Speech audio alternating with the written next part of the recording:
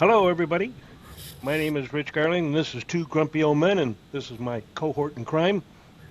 Tim Bagwell. And Hey, today, Rich. I think how today are you? I'm fine. I'm fine. How are you doing? I'm doing good. I'm doing good. You warm? You? Well, as warm as one can get at 0 degrees. Yes, exactly, exactly. I understand we uh, have a guest today. yes, we do. Yes, we Oh, do. We are going to have a conversation with a gentleman named Brandon Lee, and he is a oh, member of the Illinois Coalition for Immigrant and Refugee Rights, or ICIRR. Hi, Brandon. Hey, Rich. Hey, Tim. Thanks hey, for having Brent. me on. Thanks for Our having me on. pleasure. Really appreciate it. So tell me, Brandon, what does the Illinois Coalition for Immigrant and Refugee Rights do? And I know you guys have been in existence for quite a while.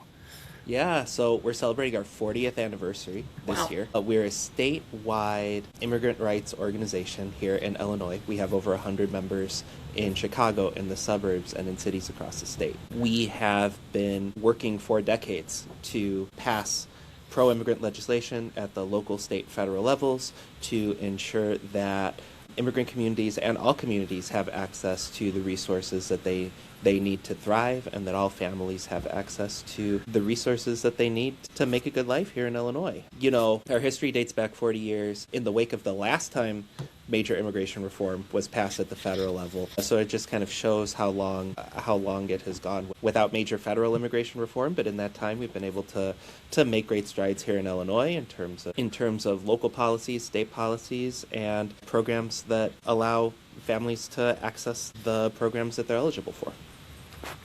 Oh, well, now Fantastic. is it just Illinois, or are you also? Well, you mentioned federal. What other states have you made changes in? Well, I should clarify. We advocate for federal immigration reform. So Hmm. DC, pathway to citizenship, um, anything related to funding for immigration enforcement, which is very top of mind right now. But we are part of a national network of immigrant rights organizations called the Fair Immigration Reform Movement, which it's the organizations like ours based in other states as well. So, we're working to ensure Illinois is a great place for all folks to live and to raise a family, and working with like-minded folks across the country to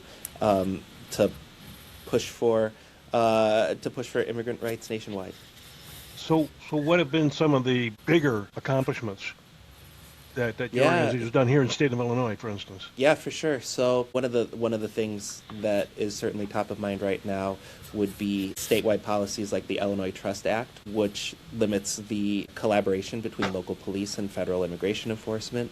The Illinois Way Forward Act, which strengthened the Illinois Trust Act and additionally closed the remaining immigrant detention centers in Illinois. In addition, we have pushed for local welcoming ordinances like the Chicago Welcoming City Ordinance, as well as additional statewide programs like now it's called the Immigrant Family Resource Program, or the New Americans Initiative, which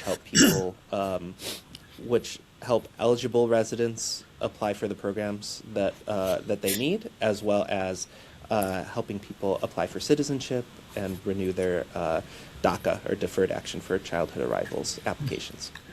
Brandon, way back to 2004 when I first ran for Congress, one of the issues was they were asking me about immigration in Southern Illinois. My response was, if we have immigrants in Southern Illinois, it's good because that means we have an economy that's working. Because really, Southern Illinois is an area of poverty and trails the rest of the state.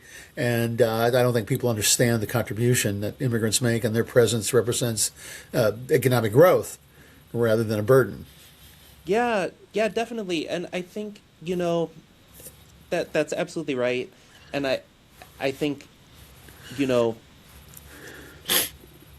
immigrants contribute to communities all across the state, all across the country.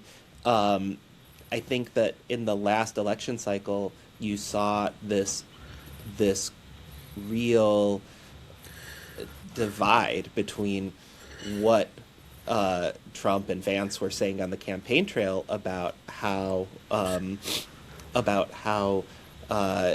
you know, certain immigrants and immigrant communities were hurting were hurting cities, when really, when you would talk to folks at the community level in Ohio, you know, it was, hey, immigrants are revitalizing our communities. Immigrants are breathing new life into towns that had been divested from by both parties for a long period of time. And, you know, I think the reality is that, you know, in this moment where we have so much, when we have this laser focus on punitive measures and this laser focus on harming as many people as possible from the federal government and ICE and CBP in, you know, they've been in neighborhoods and communities in Chicago and the suburbs for this since Trump came back into office, but more acutely in Minneapolis and St. Paul and elsewhere in Minnesota right now. You know, this is sort of this. It's clearly not a solution. It's clearly not focused on even you know, anything remotely connected to what Trump or Vance have been talking about. It's really just trying to create as much chaos as possible and harming citizens and non-citizens alike at this point. What I'm not understanding about what's going on is that illegal immigration per se is a civil matter. It's supposed to have been a civil matter, and now we seem to be cutting off local law enforcement. If there are criminals among them, local law enforcement, state law enforcement will catch those criminals, and if they happen to be an illegal immigrant, then that can be handled through immigration, and then decide if you're deporting or if you're retaining in the judicial system, as opposed to cutting off state and federal and making it criminal. And you round the people up, then determine whether or not they are criminals. You commit a criminal act in order to. Well, generally, let me ask you, what Tim is saying, to add on to it, it was in the past that if somebody committed a crime, they were first tried, they were given due process in a court of law, tried, and if found guilty, they had to serve their time. And then after all of that is when immigration came into the picture, because the theory was that we punish for the crime first, then take a look at all the other quote-unquote crimes that person committed, such as entering the country illegally. Punishing U.S. citizens for defending those people. Mm-hmm. Or even just the act of monitoring in public at this point. You know, I think that it raises so many questions about how certainly how the current administration is approaching the issue of immigration and approaching immigrant communities and approaching, you know, states that have passed pro-immigrant policies like Illinois, like Minneapolis, or like Minnesota. You know, it just to put it out front, even laws like the like the Illinois Trust Act and like the Chicago Welcoming City Ordinance, they allow collaboration with immigration enforcement if immigration enforcement goes through the trouble of getting a warrant. And in so many of these cases, so many of the instances this year, the arrests have been warrantless, and due process has clearly not been respected. And you know, these are rights that everybody has. Everybody has a right to due process, regardless of your citizenship status. Sure. Well, the Constitution does not say anything about being a citizen. It talks about person. Yeah, and it's one of the ways, that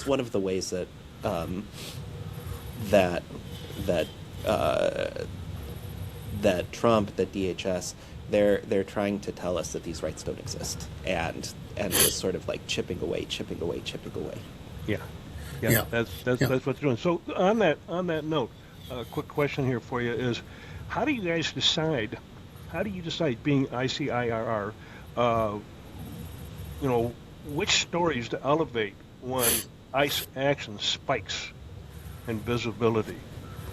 Yeah, it's a great question, and it's really, it's a little complicated, and it's so it's kind of, I hate to give it's case by case, but it sort of is case by case. So to give some additional background, ICIRR runs the Family Support Network hotline, which is the hotline that people can call in if they see immigration enforcement in their neighborhood, or if somebody in their family has been taken, so that we can connect them to community-based resources. We can give them a legal referral. We can connect them to the organizations that are working on various lawsuits. And so through the hotline, our operators and our partners at Organized Communities Against Deportations are talking to individuals and families all the time who are facing this,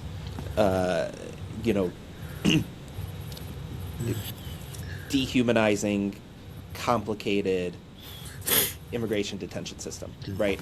And so in terms of the stories, the complicated thing about this moment is that a lot of people don't want to be public, right? The complicated thing about this moment is that there are a lot of folks who are mixed status households, or who got taken into detention and some of their family members didn't, and whether it's their own personal feeling, or whether it's through the advice of an attorney, folks make the decision to stay, to try and adjudicate their case as best they can, right? In the past, under prior administrations, there was some success in doing a personal advocacy campaign, right, where there would be a lot of organizing to try and support the release or the reunification of a family. Under the Trump administration, it has become more complicated, and families, individuals, they make the choice every day for themselves, being able to make, and I think that's part of our ethos as well, that people be given the ability to make informed decisions, to know the risks of going public or staying private, or who, like what the different risk levels are with sharing your story publicly, and it truly is case by case. I do think the one sort of the one added factor about this moment is that so much is being recorded and shared publicly, and so we try to be mindful. These are incredibly traumatic moments for folks, and we understand that sometimes people don't want their most traumatic moment to be played and replayed and played and replayed.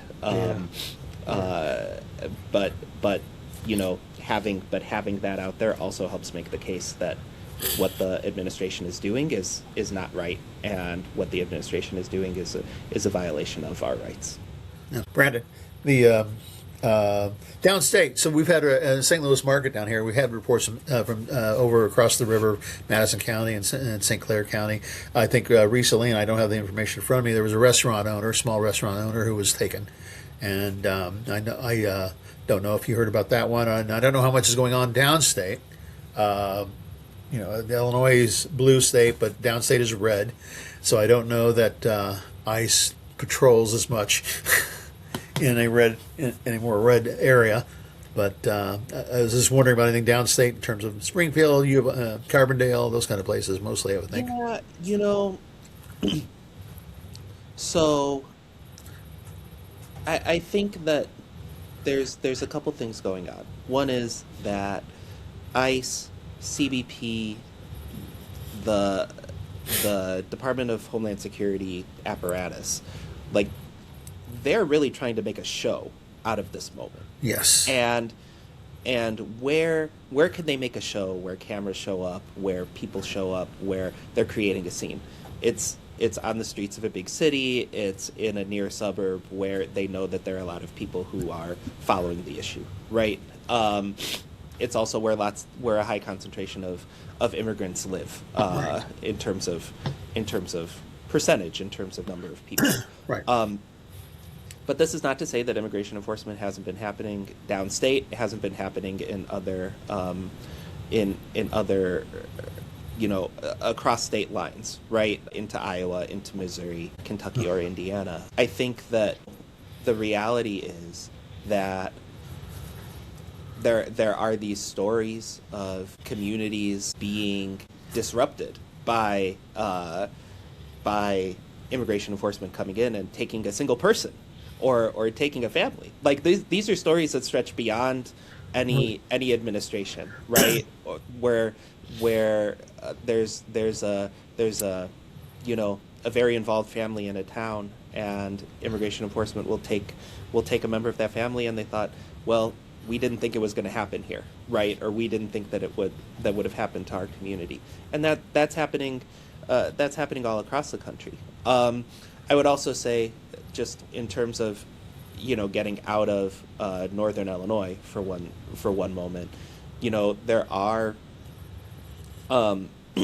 you have growing Latino communities in places like Carbondale, in places like in Greater Springfield, like in Bloomington Normal. Like, these are places where we have members, right? Or in Quad Cities, right? Like, these are places where we either have member organizations or organizations that are based in Chicago know that there are people who have moved to these places, right?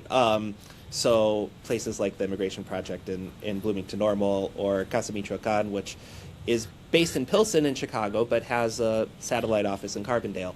Like, we know that, these are places where communities are growing, where communities could possibly be targeted, and it remains important for people to know their rights, and important to emphasize that a lot of these protections that separate local police from federal immigration enforcement are statewide. Right. I think maybe it helps to have that kind of activity downstate, because they're more susceptible, I think, to being moved. The local community is being moved by people who they've been living with, going to the restaurant or whatever store they're running, and then to see them taken away. That moves them. I think communities are more likely to be moved by their friends who were taken away. And absolutely. And I mean, that's community, right? Like, that's right. that gets right down to it. Like, these are we are neighbors, right? We are neighbors. Our kids go to the same schools. We go to the same churches or mosques or synagogues, right? Like, it's all. You work right alongside some of these people. You work right alongside some of these people. And that I know I have over the years. Since I was in college, I used to work at a Del Monte canning plant, and the place was full of immigrants. Okay, but these people worked hard. They did their jobs. That they didn't cause anybody any problems. And without them, quite honestly, that canning plant probably wouldn't have been running. Talk about crossing state lines. So down the street, I don't have her permission to shout out her name, but there's a lawyer neighbor down the street who runs the Migrant and Immigrant Community Action Project here in St. Louis, the MICA Project. I don't know if you had any contact with them, but I'm doing a shout out to future contact. Exactly. And speaking of with that, I mean, from what I saw on your website, you've got over 100 plus organizations that you're trying to coordinate your messaging with. So how do you do that without losing coherence? Well, I think that what it comes down to is, as with all messaging, I think it comes down to knowing your audience and knowing your community. And so, I believe wholeheartedly when I'm talking with leaders from the Quad Cities, or when I'm talking with, one of our members who I know is, trying to bring this information to their you know, their Carbondale office, or and you know, or folks who are working primarily in Rockford. Like, at the end of the day, it's about the humanity of our neighbors, treating people with dignity, treating people with respect, the the the ways that that this administration is violating our First Amendment, Fourth Amendment rights at any given moment. Those Arguably are things Second that Amendment resonate. rights. Well, Yeah, well, that too. they're going to try to violate all of them, even surprisingly enough, the Second Amendment. That's true. That's true now, and so these are things that can resonate, that have, you know, where that resonate with a lot of people, and so, you know, it's not it's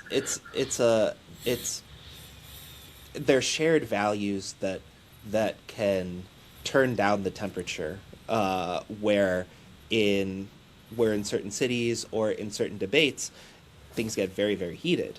And but if you bring the conversation back around to dignity and respect, if you bring the conversation back around to loving your neighbors, if you bring the conversation back around to everybody having these fundamental rights under the Constitution, like that cuts across communities, that cuts across states, that cuts across the whole country. So, you know, I think that you know, we can debate the policy, and we can you know, have those hard conversations with legislators across the state, but when it comes down to it, like, people's dignity, treating people with respect, you know, acknowledging the humanity of others, like, that's your core right there. So in that vein, though, what about misinformation? What about misinformation patterns? You know, which ones do you see the most often around ICE activity, and how are you countering them? Yeah, you know, so particularly around ICE activity, one of the things that we wanted to make sure of coming into this year is that, you know, we wanted to make sure that people had access to accurate information, and we wanted to really make sure that we're spreading power, not panic, and so our emphasis has really been a lot on knowing your rights. You know, so here's, you know, you have the right to not open your door. You have the right not you have the right to refuse to sign paperwork. You have the right to ask for an attorney. You have the right to record in public. You know, these are some of the things that we've really been drilling into our community members. We've trained nearly 20,000 people on Know Your Rights, and then those some of those folks have gone and trained additional people above and beyond that, and we've been very careful about what we are sharing out, what we're reporting back. We're trying to be targeted with it on the community level. We work with a network of rapid response teams, which are primarily in Chicagoland, but do extend out to Rockford, and so we want to sort of make sure that accurate information is shared locally, make sure that people know their rights, and I think and really basing it in, okay, you have these rights, let's continue to use them, or else it's going to be easier for the administration to take them away. Now all of that said, I think the culture of you know, recording, the culture of sharing, the culture of you know, posting to Facebook when you think you see something in your community, that's not necessarily a bad thing, and I think it's good. People are looking out for one another. People are looking out for their communities. Um, it's just that things can spread so quickly, and we take it. Uh, you know, we we really believe that, like, you know, as as as a statewide organization, as and as a group that coordinates a lot of rapid response teams locally, they it's important to do the necessary follow up, to connect with the families, to to confirm whether the sighting happened, and if it did happen, or if somebody was taken, to ensure that we're following up with them to make sure that they have access to the resources they need. Okay, so with that in mind, then, one more question for me, at least here. Where do you see the next major battlegrounds in Illinois? Do you think it's going to be schools, hospitals, local law enforcement, data privacy? All of the above. I think that Yeah, true. because Gandhi's asking for Minnesota's voter information as part yeah, of it. exactly. That's the thing, though. Like, and and so if Trump looks at this and says, you know, okay, well, I have to, like, the department has to change course. This is not working. You know, will there be the same uproar over data sharing? Will there be the same uproar over voter files? Will there be the same uproar over, you know, various lawsuits that challenge local welcoming policies? Now, for the record, none of those lawsuits have stuck, right? Like, the Trump administration has attempted to sue the state of Illinois and city of Chicago over welcoming city ordinance, over the Trust Act. They've tried to withhold funds over it. None of that has stuck so far. It's not just you know, the attorney general, governor, the mayor, other local mayors who run cities that have welcoming ordinances. You know, I'm confident that they'll continue to you know, stand up to those lawsuits, right?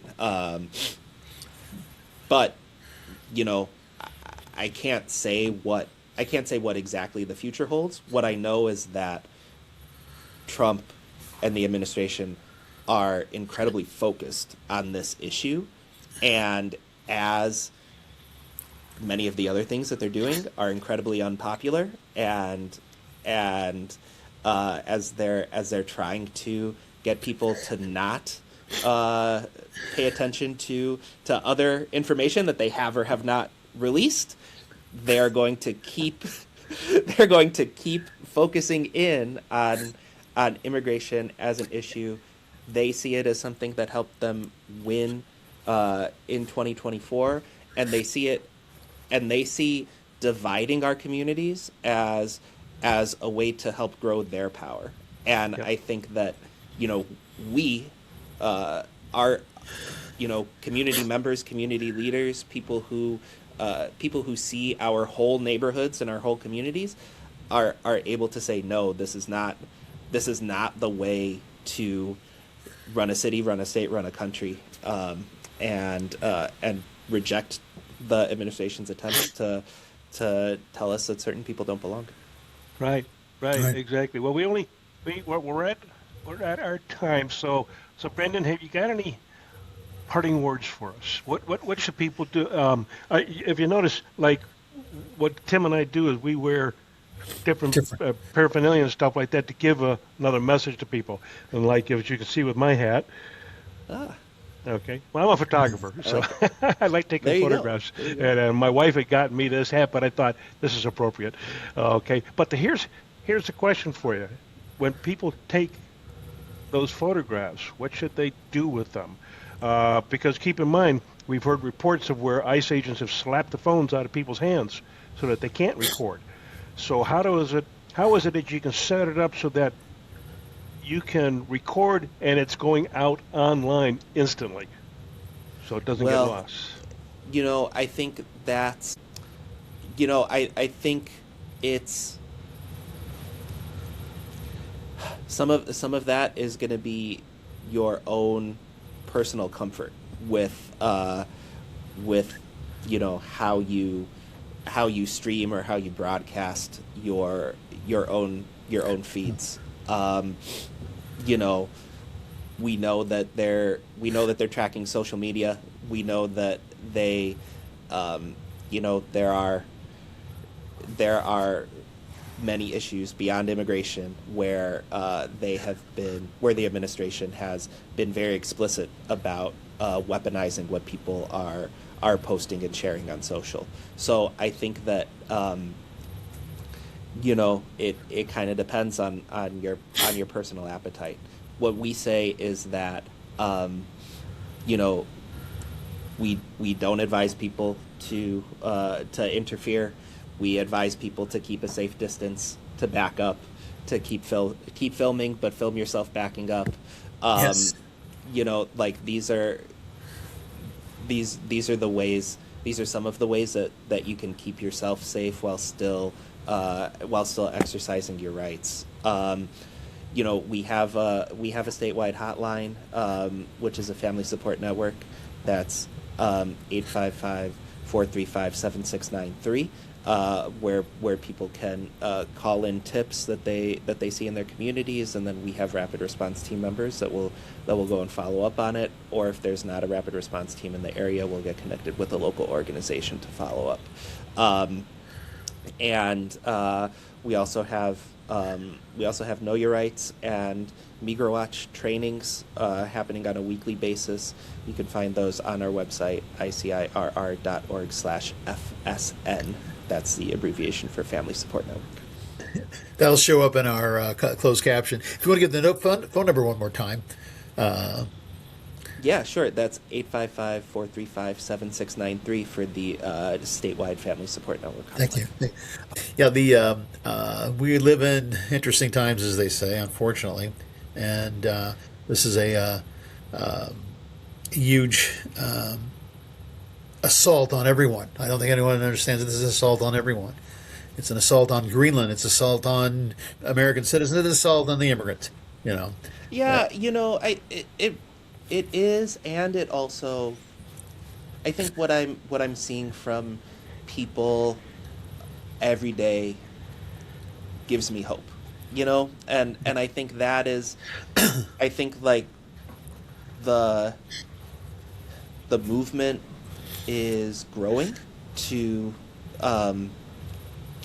fight for the preservation of everybody's rights, to say that everybody deserves to be treated with dignity and respect, to say that what the administration is doing is wrong, and that extends beyond immigration. It extends to other issues as well, where people are people are saying that people are asserting their rights all over the country every single day. People are contacting their elected officials all over the country every single day. I don't want to like put a timestamp on this episode necessarily, but if you had asked a week ago whether Department of Homeland Security funding was going to sail through Congress, I would have said, oh yeah, well, that's a done deal. But even if we would be asking Durbin and Duckworth to reject it, I couldn't see the whole Democratic caucus stepping up to say no to DHS funding. But I think we're in a different, the moment is continuously changing, and the moment is continuously evolving, and truthfully, the violence and the danger that ICE and CBP are bringing to communities across the country, more and more people are seeing it, more and more people are witnessing it, more and more people are being harmed by it. So it's unfortunate that sort of people have to be harmed, and it's incredibly unfortunate that people have died and been killed in this process, both observers and people who are being held in detention. So sorry for the rant.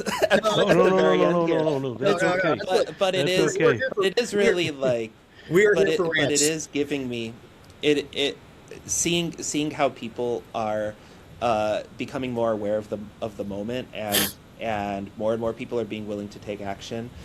That is what's giving me hope right now. Right. I have faith in the American people, in the sense that in the end they will do what is right. Okay, they always have in the past. They will come through once again. And that I have to have that faith. I have to have that hope. Okay, because otherwise, all of this is meaningless. Well, and People are going to see that, putting 10 bullets in somebody's back who's laying on the ground who you've already, secured is not right.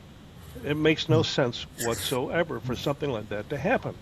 That for a lady who's sitting there and basically saying to them, "Hey, I don't hate you," and then they shoot her. That's just simply not right. yeah. And that's where I believe in the goodness of the American people. They get slapped in the face a few times, but eventually they stand up and say, "Okay, enough." But in the meantime, we have the ICIRR and its sister organizations that are doing the good work, doing the good trouble. Oh yeah. Yep, they're quite active here in Lake County, Illinois, and that I have to get a whistle from you guys. I don't have a whistle. Check in with Mano a Mano. They should Yeah. have some. Yeah. I'll just go to Waukegan. I'm sure even the local Democratic Party, I'm sure, has whistles, but in my neighborhood here, so far, that we haven't seen any kind of activity going on. But yet in Waukegan, Round Lake, surprisingly Mundelein, which has a Latino population, I haven't heard of anything going on there. But they're active. You may know Holly Kim. She's running for comptroller in the state of Illinois, and she had put a video out there, in which she's chasing the ICE people down, and she's, blowing her whistle and everything. And I was like going, yeah, you go. Well, down here, I'm in a very blue city, like Chicago. I don't know about Chicago, but there is no Democratic elected office holder in the city of St. Louis. But on the other hand, we have a very red state, other than St. Louis and Kansas City. So it's been very moderate ICE activity, hardly noticeable, primarily because of the red stateness of us all. And we will see what happens if ICE picks up down here. Well, So here's an interesting little thing for you. I had been doing some research for another blog post of mine, and one of the things I asked was, okay, so how many illegal immigrants are there in the state of Illinois, in the state of Minnesota, in the state of Texas, or California, or Florida? And it comes out that the estimate is, 130,000 illegal immigrants in Minnesota, and there's 1.3 million in Texas.